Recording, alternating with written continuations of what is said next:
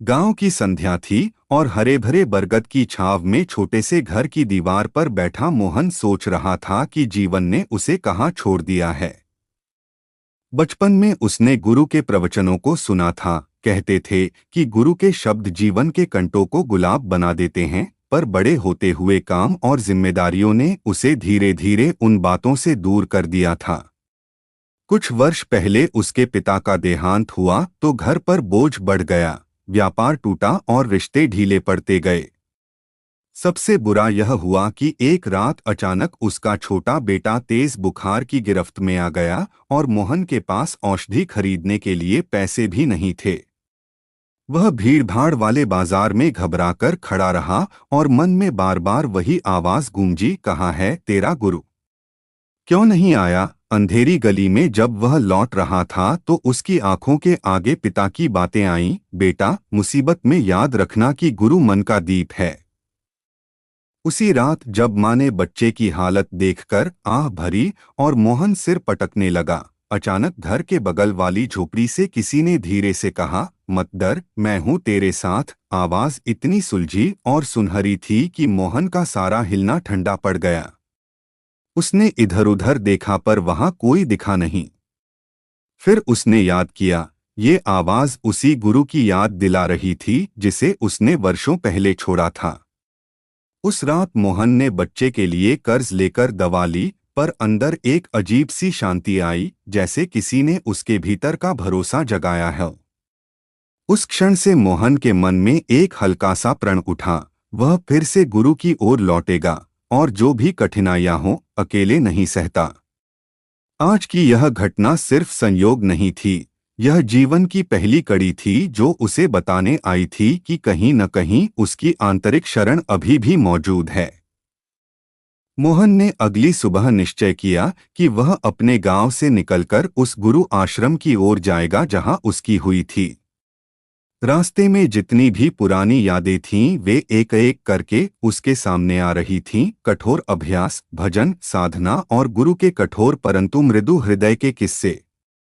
शहरों के बाजार, चमकती कारों और अफरातफरी से परे वह आश्रम एक शांत कोना था जहां जीवन की गहराइयों को पढ़ाया जाता था।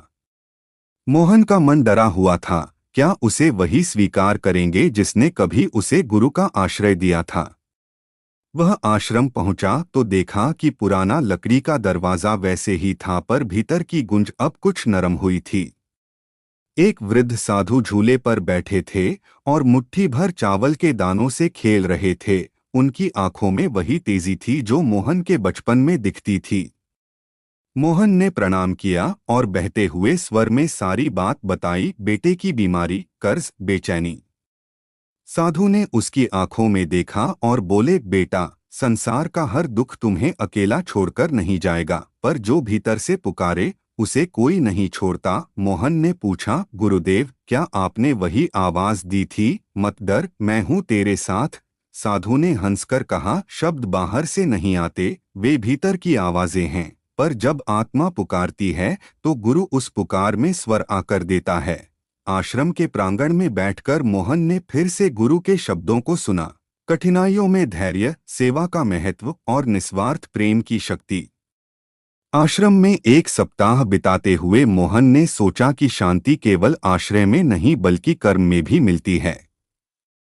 उसने दैनिक भजन और सेवा के काम में हाथ दिया। समाधि के समय और रसोई की भीड़ में काम करते हुए उसने महसूस किया कि जीवन का अर्थ बदल रहा है। उसकी चिंता की एक डोरी टूटती गई और दूसरे प्रकार की उम्मीद पनपने लगी। यह खोज केवल बाहरी यात्रा नहीं थी, बल्कि आत्मा की वापसी भी थी। आश्रम के अध्यापक ने मोहन को पुरानी पुस्तकों का पाठ करने को दिया। प्रतिदिन प्रातःकाल श्लोक, दोपहर में भजन और साय में ध्यान। यह क्रम मोहन के भीतर की उलझनों को सुलझाने लगा। एक श्लोक जो बार बार उसके मन पर उतरता था वह था, कर्मेण एव सुराणाम सुखं, कर्म ही सुख का स्रोत है। मोहन ने समझा कि किस्मत हर किसी को नहीं मिलती, पर कर्म से किस्मत का मार्ग खुल सकता है। गुरु ने कहा, यदि तूने अपने कर्तव्यों को निभाया तो कर्म तुझे अकेला नहीं छोड़ेंगे। उस दिन का उपदेश मोहन के लिए जीवन का नया पाठ बन गया। उसने सोचा कि उसने बीते वर्षों में अपने पुत्र और परिवार को जीवन का वह मार्ग नहीं दिखाया, पर अब समय है सुधार का। मोहन ने आश्रम के वृद्ध साधुओं के साथ खेतों में हल खींचा, रसोई में लकड़ी काटी और गीतों के साथ काम किया। लोगों ने उसकी श्रम साधना को देखा और धीरे धीरे उसके प्रति जो कुछ तिरस्कार था वह भी कम होता गया। वह समझ गया कि ज्ञान केवल पुस्तकें पढ़ने से ही नहीं आता, वह जीवन में उतरने से आता है। रात में जब वह सोया तो मन में ठहरी एक अटखेल, यदि मैंने सत्य और सेवा को अपनाया तो क्या मेरा बेटा ठीक हो जाएगा? पर विश्वास की लपट अब उसकी आत्मा में पेटी हुई थी। उस विश्वास ने उसे अगले दिन से और भी दृढ़ कर दिया। आश्रम की प्राचीन रसोई में मोहन ने देखा कि सेवा कितनी सरल और सशक्त है। उसने रसोई में काम शुरू किया, सब्जी काटना, बर्तन धोना और बूढ़े साधुओं की देखभाल। सबसे छोटी सेवा में भी एक अलग मिठास होती थी।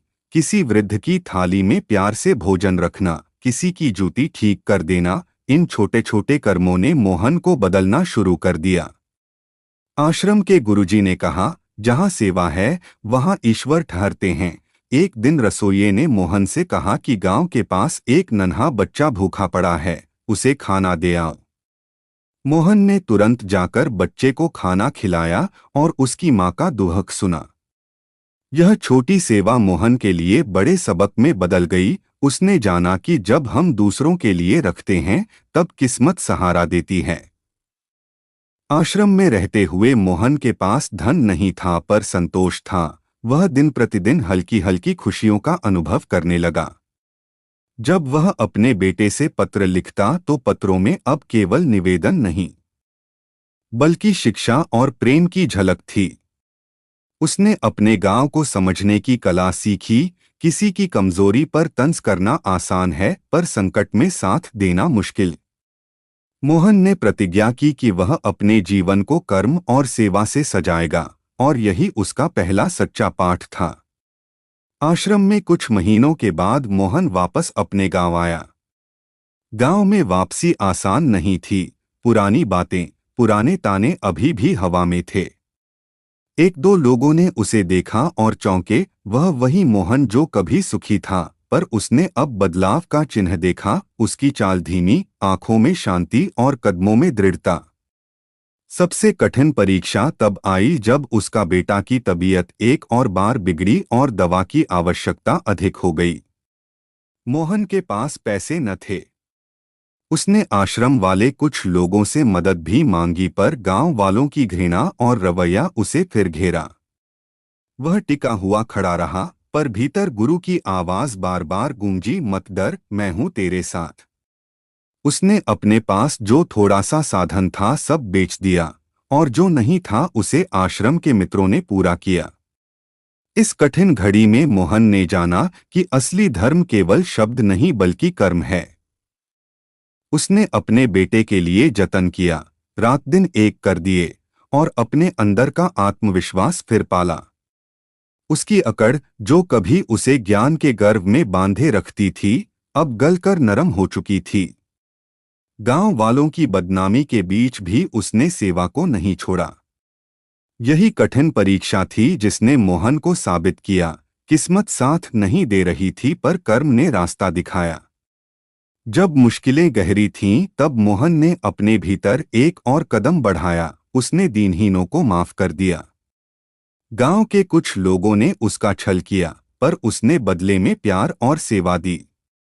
एक बूढ़े व्यक्ति जो पहले मोहन का ताना कसा करता था, एक दिन रोते हुए आया और कहने लगा कि उसने मोहन के लिए गलत राय बनाई थी, वह क्षमा मांगे। मोहन ने गले लगा लिया। यह क्षमा केवल बाहरी शांति नहीं थी, यह आंतरिक मुक्ति थी। गुरु की सीख, जिसे तू तोड़ना चाहे उसे पहले समझ, अब उसे स्पष्ट दिखाई देने लगी। मोहन ने देखा कि परिवर्तन केवल तब संभव है जब मन से हार न मानी जाए। उसकी यही विनम्रता उसके बच्चे के उपचार में भी चमत्कार लेकर आई। धीरे धीरे बच्चा स्वस्थ हुआ और उसके हंसते चेहरे ने मोहन को नया जीवन दिया। लोगों ने देखा कि किस्मत बदलती नहीं तो भी व्यक्ति बदल सकता है। मोहन ने ज्ञान और सेवा को मिलाकर एक नया जीवन बनाना शुरू किया। वह गांव के बच्चों को पढ़ाने लगा और साथ ही घर घर मदद पहुंचाकर समुदाय का विश्वास जीतने लगा। परिवर्तन की राह हमेशा सीधी नहीं रहती, उसके साथ विरोध भी आता है। कुछ लोग अभी भी मोहन के ऊपर शक करते थे। वे सोचते कि परिवर्तन केवल अस्थायी है। पर जब उन्होंने देखा कि मोहन ने आत्मीयता और परिश्रम के साथ काम जारी रखा तो धीरे धीरे उनकी धारणा बदलने लगी। मोहन ने किसी को टोकना नहीं किया, न ही किसी से बदला लिया, वह केवल सेवा करता रहा। एक दिन गांव में बाढ़ आई और खेतों को नुकसान पहुंचा। मोहन ने नेतृत्व करके गांव वालों को बचाया, अपने से अधिक समय दिया और हर एक को सहयोग पहुंचाया। इस संकट में वही लोग जो पहले उसके विरोधी थे, अब उसके साथ खड़े हो गए। उनका कहना बदल गया, शायद हमने उसे समझा ही नहीं था। मोहन ने यह सब देखा और मन में गुरु का धन्यवाद किया। उसने जाना कि कर्म से ही मान मिलता है, न कि शब्दों से। एक सर्द रात जब मोहन अकेले मंदिर में बैठा ध्यान कर रहा था, तब अचानक वही परिचित स्वर आया, मत डर, मैं हूं तेरे साथ।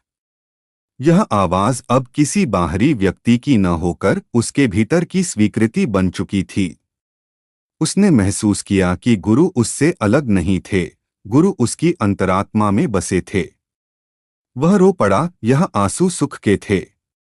गुरु की उपस्थिति ने उसे दिखाया कि सच्ची शरण आत्मा की शांति है और आत्मा की शांति कर्म से मिलती है। मोहन ने न केवल बाहरी बदलाव देखे बल्कि भीतर से भी परिवर्तित हुआ। उसका अहंकार मिट चुका था और प्रेम का भाव उमड़ पड़ा। गांव में लोग उसे अब गुरु भक्त कहने लगे, पर मोहन केवल इतना जानता था कि असली गुरु की आवाज ने उसे आत्मा की राह पर वापस ला दिया था। मोहन ने जो जीवन बदला वह केवल व्यक्तिगत नहीं रहा।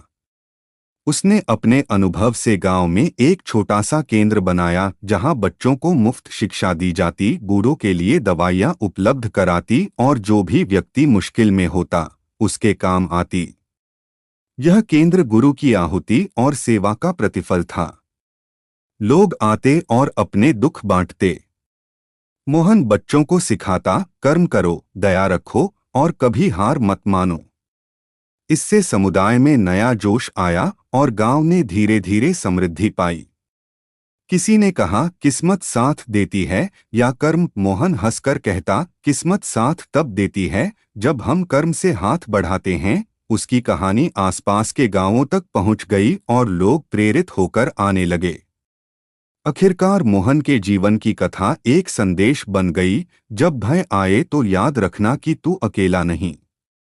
गुरु की आवाज कभी नहीं मरती, वह बस भीतर खड़ी होती है और कहती है, मत डर, मैं हूं तेरे साथ।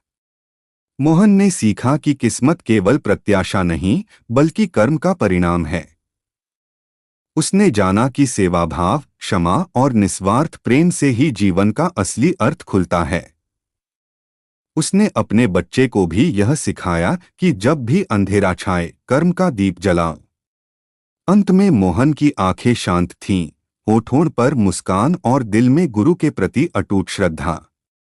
उसकी कहानी यह बताती है कि कोई भी संकट, कोई भी तिरस्कार यदि कर्म और धैर्य के साथ सामना किया जाए तो वह बदलकर आशीर्वाद बन जाता है। और यही अंतिम संदेश है, जब भी आपका मन डरे, कान खोलो, भीतर की उस आवाज को सुनो जो कहे, मत डर, मैं हूं तेरे साथ।